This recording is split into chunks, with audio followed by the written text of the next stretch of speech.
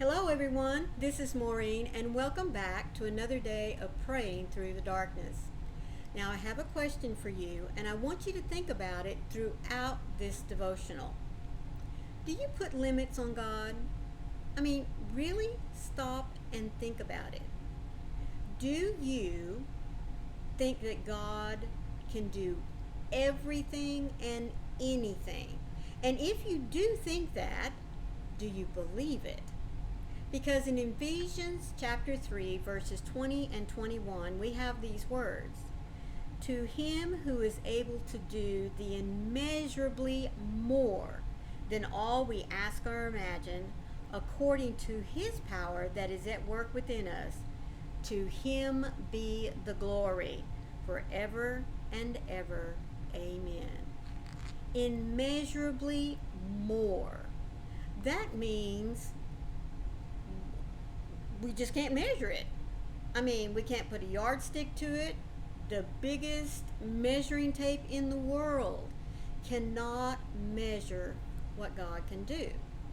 But oftentimes, I bet, because I know I do, we find ourselves not sharing all with God.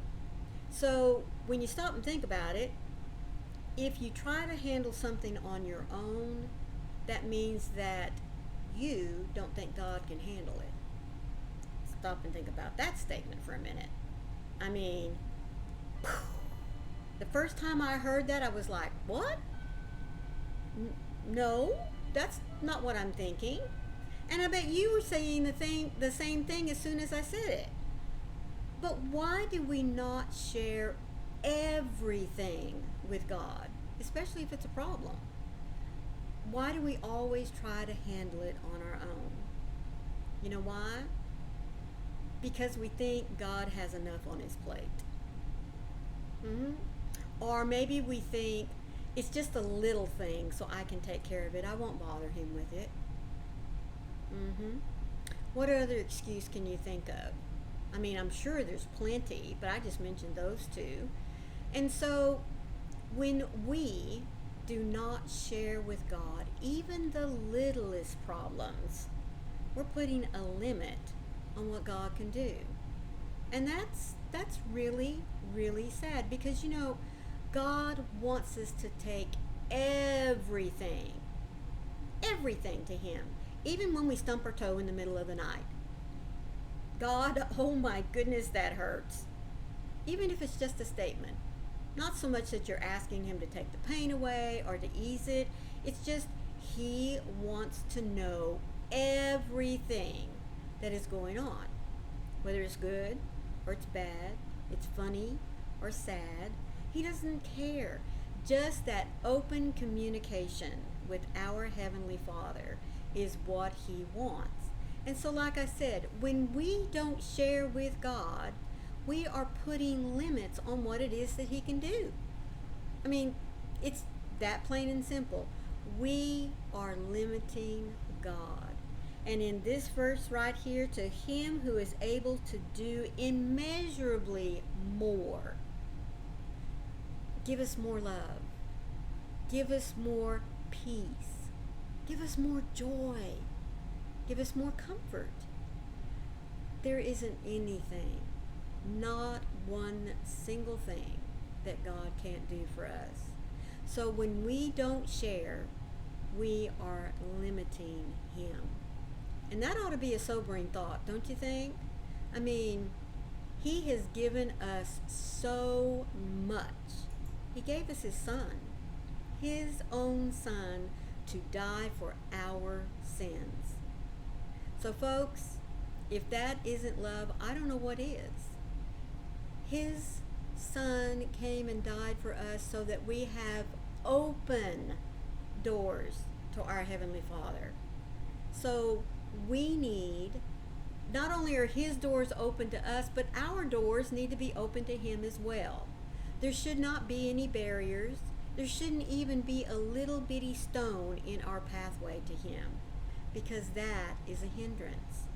That keeps us from sharing with God, and that's not what he wants. So the next time you think about doing it on your own, are not sharing, remember, you're putting a limit on what God has to offer you. Don't do it. In the midst of trial and change, when requests are ever on my mind, it sometimes feels like I'm testing your patience. God, I continually ask for the overwhelming needs in my life to be met. But this isn't the case. You are full of patience and you delight in me whenever I come to you.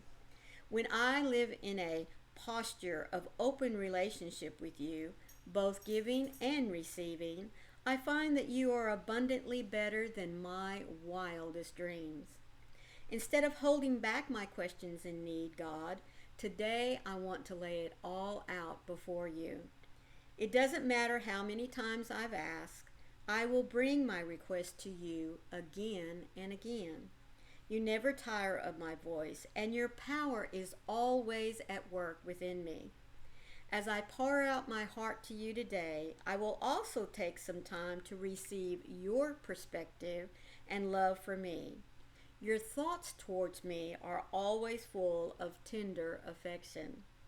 Holy One, you are the one that I come to in every season of my soul. In times of need, I will desperately come to you.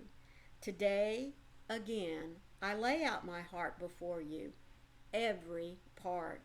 You see the obvious and the hidden spaces, so why wouldn't I try to pretend that they aren't there or that you cannot help me? So meet me where I am, Lord. Meet me where I am. And that's what he'll do. He'll meet us every single time we call on him. He will meet us without any barriers, without any, what's the word I'm looking for? Condemnation, without any, I told you so. Nope, that's not God's way. God will be there every time we bring him with a request, with a problem, even with a joy, a love that we wish to share with him. So don't put a limit on what God can do for you. And don't put a limit on yourself of what God wants to do with you, because he's waiting. There are so many wonderful things awaiting both you and I. Thank you so much for joining me today. Let me remind you that today's devotional comes from this little blue book that's put out by Broad Street Publishers. The title, 365 Days of Prayers and Devotion for Those that Suffer with Depression and Anxiety, whether it's a way of life or it's just an occasional thing like a little bump in the road. You'll find a link for the book down in the description box where you can go and purchase your own copy. Now, if you've made it this far, I am so happy that you stayed and joined us for today's devotional. Let me remind each and every one of you to be sure and share out the devotional to someone that you think needs to hear these words today. Not because they're my words. Remember, I didn't come up with this. These are prepared for us to listen to every single day so that we can be reminded that we are not alone. When the shadows of darkness wish to crowd in and rob you of your joy, tear you down, don't let them. Remember, God is always there. There is nothing that he can't do. So reach out to him. He's waiting. And remember, I love you too. I'll see you tomorrow. Bye.